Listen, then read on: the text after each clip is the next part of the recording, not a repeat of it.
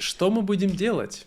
Мы будем отвечать на вопросы. Какой твой знак зодиака? Зеленое кресло, у меня синее кресло. Ты замужем? Еще более невыносимый. Привет! Добро пожаловать на мой канал по-русски издалека. И меня зовут Сергей. Сегодня я и Ира с канала In Simple Russian будем задавать друг другу вопросы, но мы будем делать это в особой манере. Дело в том, что мы используем тот формат, который был очень популярен в нашем постсоветском пространстве. А именно, мы будем делать анкету для друзей. В этой анкете мы будем задавать друг другу личные вопросы, чтобы узнать друг друга получше. Вот те вопросы, которые сегодня мы будем спрашивать. Ну что, вы готовы? Поехали!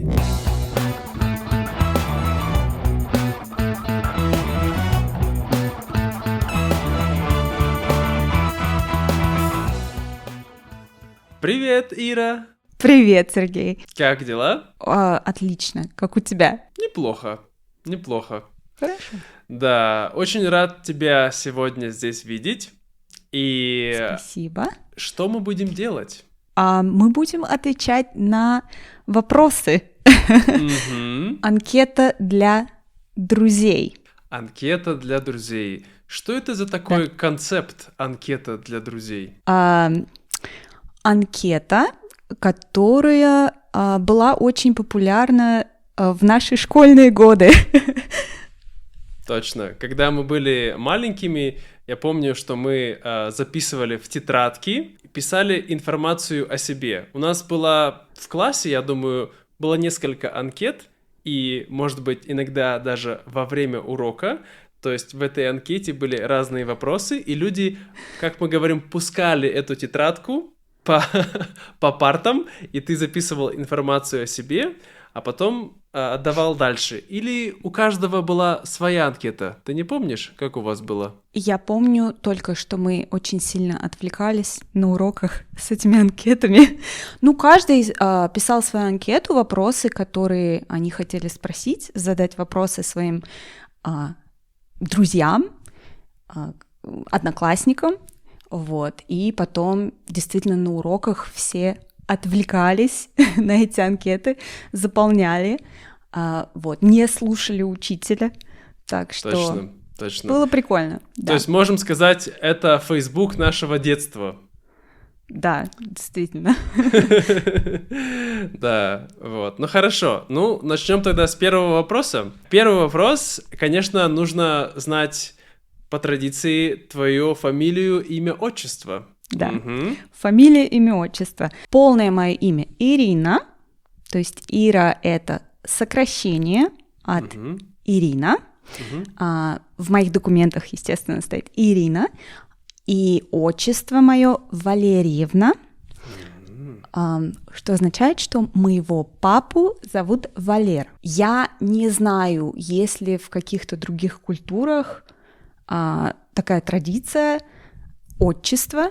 Думаю, что есть, да? Но в России, в русскоговорящих странах, твое отчество, то есть второе имя, так скажем, это имя твоего отца. Все верно. Мое отчество Валерьевна, потому что моего папу зовут Валера. Ирина Валерьевна. Но Хорошо. Вы можете называть меня просто Ира. Спасибо, Ирина Валерьевна, или Ира. Как ваше фамилия, отчество? Мое? Наше имя, отчество. Моя фамилия Беймуратов, имя мое Сергей, оно такое есть. Но также можно называть меня Сережа. Но Сережа это такое, я бы сказал, для очень близких и не для всех. Да, Очень-очень, я думаю, что для мужчин, возможно, наши сокращения, мы более чувствительны к ним. Например, не знаю, Саша — это довольно нормально, но почему-то Сережа как-то это добавляет какую-то нотку я бы сказал, интимности, не в таком... Возможно. То, что очень близко ты с этим человеком знаком, да? Например, моя мама может говорить Сережа, да, или мой очень близкий друг. Но, не знаю, когда мужчину называют Сережа другие мужчины, и они не близки, это звучит немножко так... Как это по-русски сказать? Как будто бы на тебя смотрят немножко свысока. Понимаешь? Интересно. Вот, у меня такое есть чувство, да. Поэтому Сергей. Сергей. А отчество мое Камильевич, потому что моего папу зовут Камиль. Да, это не русское имя, это татарское имя.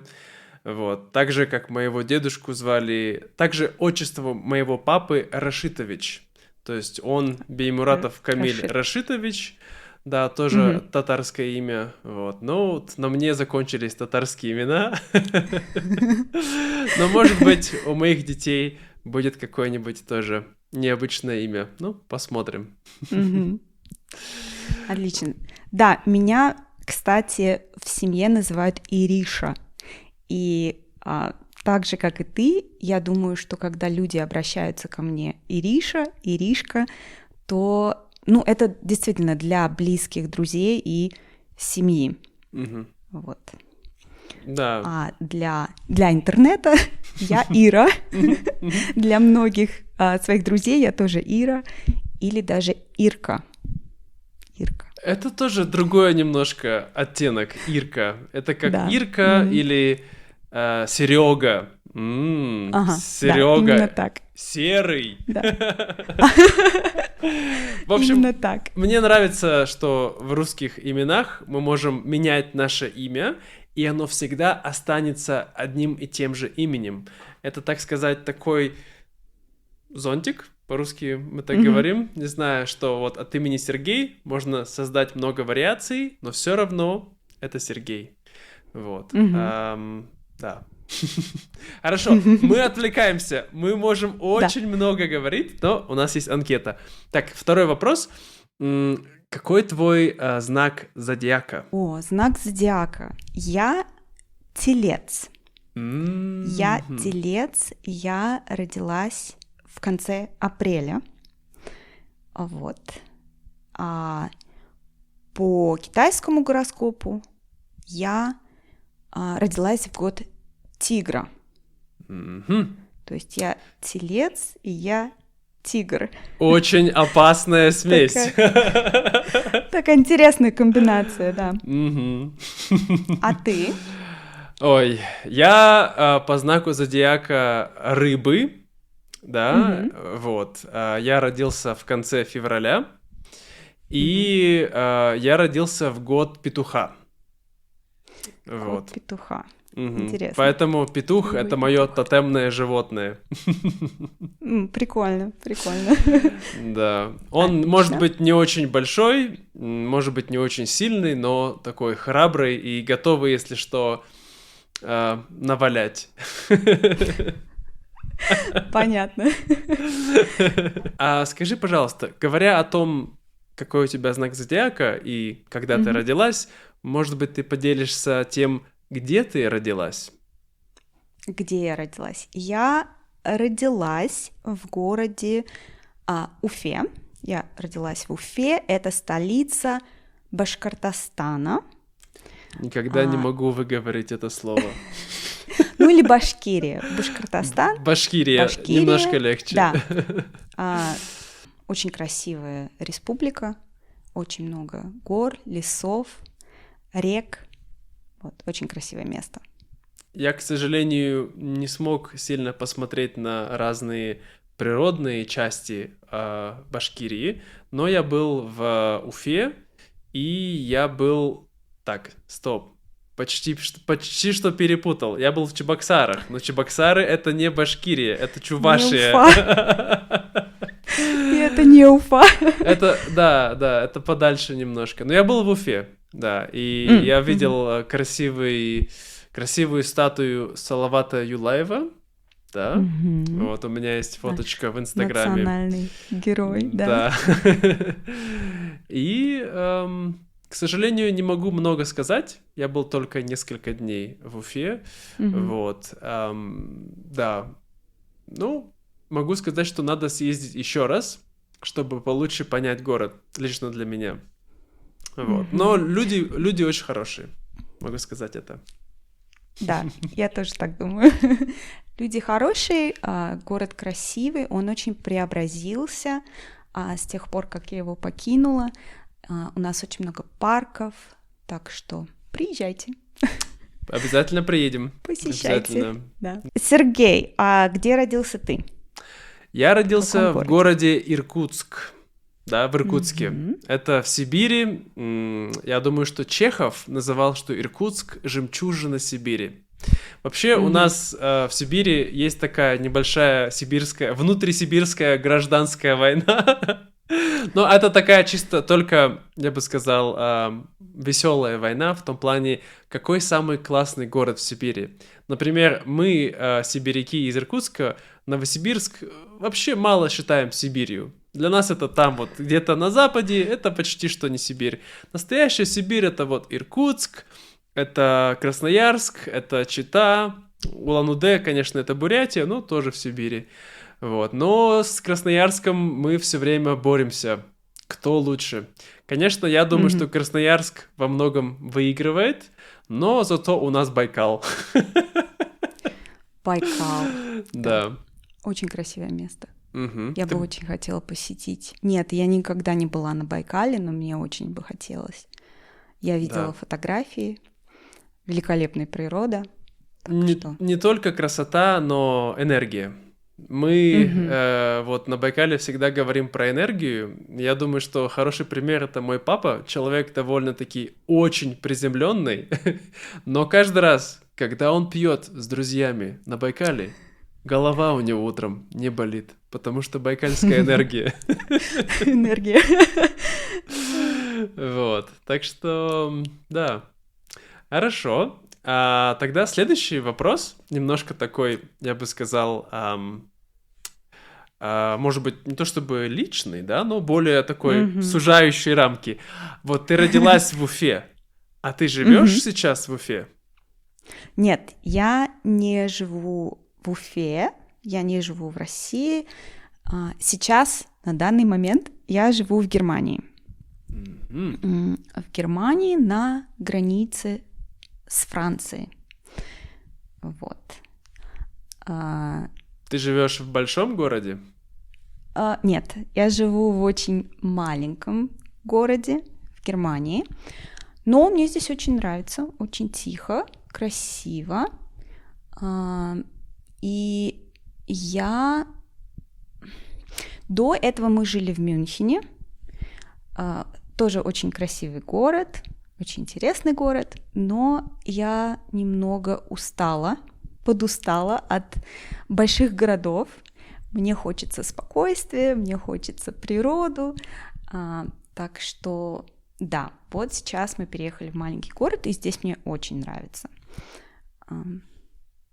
Где живешь ты? Я живу во Вьетнаме. Раньше я жил тоже в небольшом городе на берегу моря, но, как большинство моих зрителей знают, я терпеть не могу жару, поэтому я давно хотел вообще уехать из Вьетнама, но нашел компромисс. Я перебрался во вьетнамские горы, и сейчас чувствую себя прекрасно. Здесь температура средняя, это 22-23 градуса днем, то есть получается, может быть 25-26, но утром обычно 18 градусов, и для меня это кайф. Да, тогда как в основном Вьетнам, ну, то есть я думаю, что летом ниже 30 днем не опускается, а ночью может даже быть 29 иногда. То есть, ну, это... Да, и очень влажность высокая, насколько я знаю, да? Да, влажность что просто... делает жару еще более невыносимой. Очень невыносимая. Как в сауне. Да, как в бане, я думаю, что сауна чуть-чуть более сухая, да, но вот наша русская баня. И говорят, ну вы же любите баню. Я говорю, конечно. Я люблю баню один раз в неделю на 30 минут. Вот в такое я бы мог, но не 5 месяцев в году, понимаешь, Да. это И неприятно. жить, работать в бане Да, вот. не очень приятно. Так что, да. Хорошо. А скажи, пожалуйста, ты замужем? Да, я замужем уже почти 3 года. 3, 4, 3. 3 года. Я уже не помню. Я знаю, что ты женат. Да. Я женат. Да. Я женат Ага. уже 6 лет. 6 лет. Но я не считаю на самом деле момент женитьбы каким-то важным, поэтому мы с моей женой считаем момент, когда мы начали встречаться. Поэтому мы вместе почти 10 лет. Вот, то есть, да, в следующем году будет большая дата, да. Скажи, а какой, вот такая, знаешь, детский анкетский вопрос. Какой у тебя любимый цвет? Цвет. Любимый цвет. Яркий. Я люблю яркие цвета. Мне не важно, какой, главное, яркий. А вообще мне нравятся основные цвета на спектре. То есть красный, желтый, зеленый, синий, голубой. Вот. Их очень легко сочетать и в одежде, и в интерьере. Как ты видишь, у меня зеленое кресло, у меня синее кресло, у меня красный ковер. Это все не случайно. Хорошо. Какой твой любимый цвет? Ты знаешь, я думаю, что примерно с самого детства у меня всегда был любимый цвет синий.